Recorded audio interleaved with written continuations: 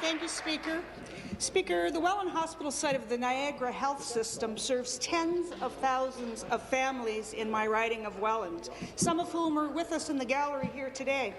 The Liberal government has decided to go ahead with plans to close yet another hospital in South Niagara based on a limited and short-sighted report issued in 2012.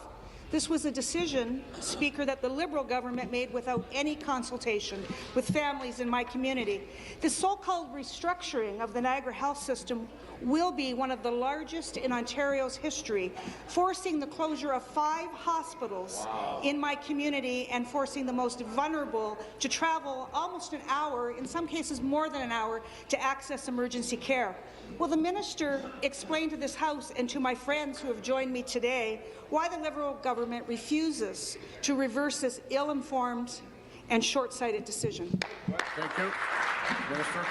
Well, thank you, Mr. Speaker. And this decision, of course, and the plans that the Niagara Health System is following, they accepted the recommendations of Dr. Kevin Smith, who spent a great deal of time consulting not only with healthcare professionals, but with literally thousands of members of the Niagara community to come up with a set of recommendations, as well as to ensure that the sustainability of the healthcare system is there for Niagara, but also the highest quality of services that the people deserve. So Niagara Health Systems, with a planning grant that we've provided of $26.2 million already, they're proceeding. They've accepted, the board has accepted those recommendations. They've struck a large committee which has significant community representation, not only representation from municipal leadership and municipal councils, including Welland and Waynfleet, Port Colborne, all of those areas that deserve to have that quality health services, and they're working through a plan which they will at one point be submitting to us. We'll consider it. We'll consider it with the local LIN. We'll make a decision on the basis of that. Supplementary. Thank you, Speaker. We know that Niagara has one of the highest populations of seniors in the province. The government's decision to close another hospital would mean that a family facing an emergency in my community would have to drive as long as over an hour to reach an emergency department, even longer if you have to rely on public transportation. Worse, occupancy rates currently across the Niagara Health System are at an alarming rate, and the closing of the Welland Hospital will have devastating impacts on capacity levels for the remaining hospitals, putting my community's health at risk. Will the minister put an immediate stop to the short-sighted decision to close the Welland Hospital?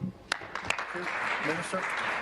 Well, Mr. Speaker, what I won't put a stop to is the community-led process that's guided by the best experts in that region and across the province to determine how to provide the best health services for the people of the Niagara region.